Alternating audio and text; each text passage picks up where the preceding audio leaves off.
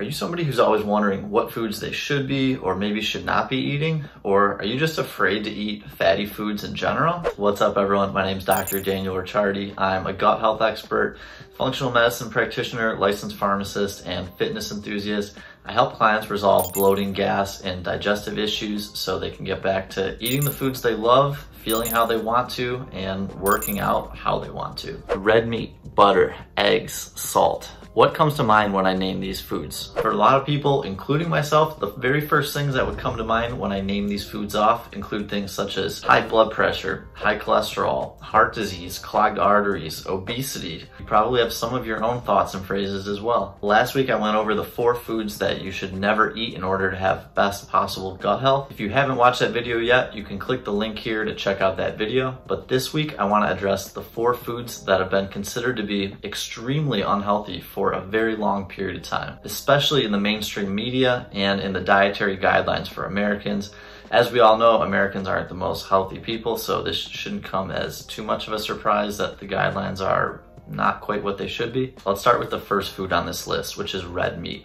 And please make a note of this. When I say red meat, I'm not talking about processed food that has a lot of different added ingredients in it. I'm talking about beef, venison, bison, foods that only have one ingredient and nothing else added. I'm not talking about processed red meats with other ingredients such as ham, bacon, salami, sausage, pepperoni, hot dogs. Unfortunately, it is extremely frequent that these healthy red meats and these processed unhealthy red meats get lumped all into the same category together. And red meat very frequently is getting blamed for what processed meat is actually doing. There are even studies done, such as this one, which is titled Carcinogenicity of Consumption of Red and Processed Meats, which basically means how likely it is to get cancer if you're eating red and processed meats. The results were bad, indicating that yes, they very much could be cancer causing, and red meat is getting lumped in with this processed meat. This is like me saying that Michael Jordan and we combined to score 60 points in a basketball game. It's a completely ridiculous statement, as you know, because clearly only one of us had any impact on the actual basketball game.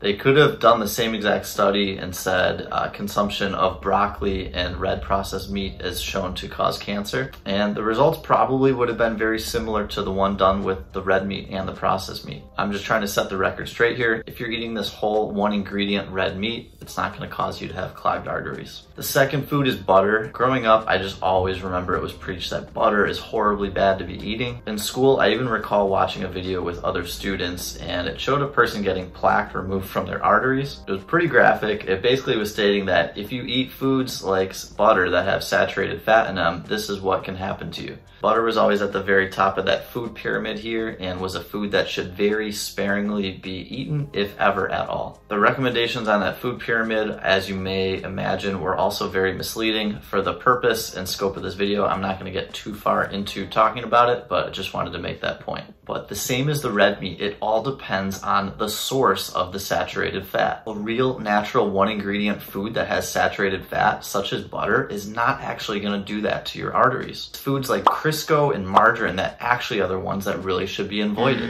If you look at their ingredient list, they're full of highly inflammatory oils, which ultimately are going to cause those clogged arteries and chronic diseases. One final point on butter, it is dairy after all, so if you do have a dairy allergy or sensitivity, obviously avoid it. A great alternative, one that I eat daily, is ghee, spelled G-H-E-E.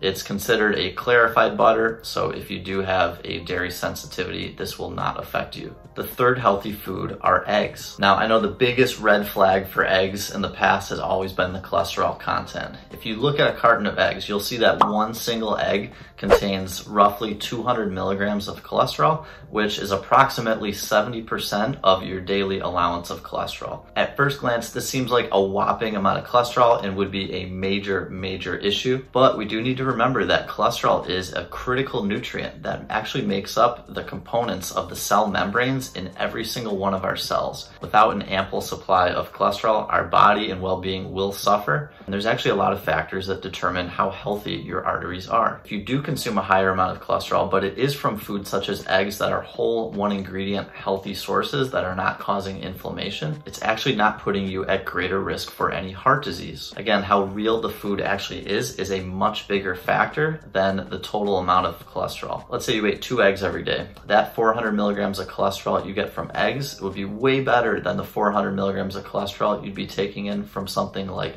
salami, which down the road would be more likely to cause you issues with arteries and heart disease. Another misconception is whether it's better to just eat the egg white as compared to the whole egg, which includes the yolk. Let's be honest, the yolk is really the one thing people are most concerned about with eggs, and separating the yolk from the white part of the egg is typically done to reduce calories, fat, and cholesterol. But unless you're a bodybuilder or somebody that needs a significantly higher ratio of protein compared to fat, I would recommend eating the yolks. Here's why. The yolk is the part of the egg that just has the most nutrients. They're so nutrient dense, and they're by far the most beneficial portion of the egg to eat. Even if you are somebody that's concerned about calories, if you were to eat the yolk and get the fat from the yolk, let's say 2 eggs, 10 grams of fat, you'd be way more likely to stay full in between meals and wouldn't be tempted to have a large snack in between meals, which ultimately would probably cause you to eat way more calories anyway. And finally, the fourth food, it's not really a food, but it definitely fits into this conversation. And it is my personal favorite seasoning, barring none other. I'm talking about salt.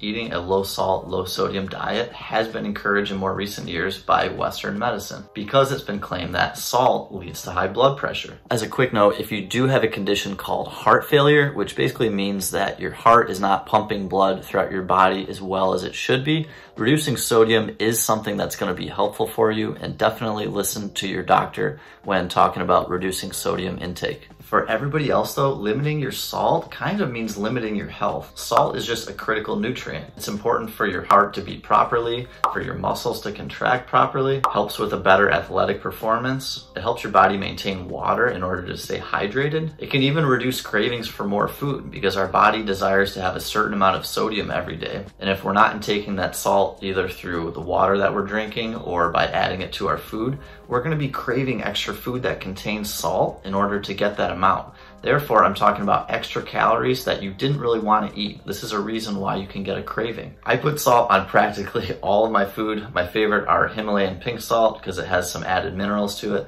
I also like Celtic sea salt. In summary, if you're told that these 4 foods, red meat, eggs, butter, salt, are going to make you healthy, make you gain weight that you don't want, clog your arteries, this simply is not true. Again, it is the quality and source of the food and not the saturated fat that is the issue.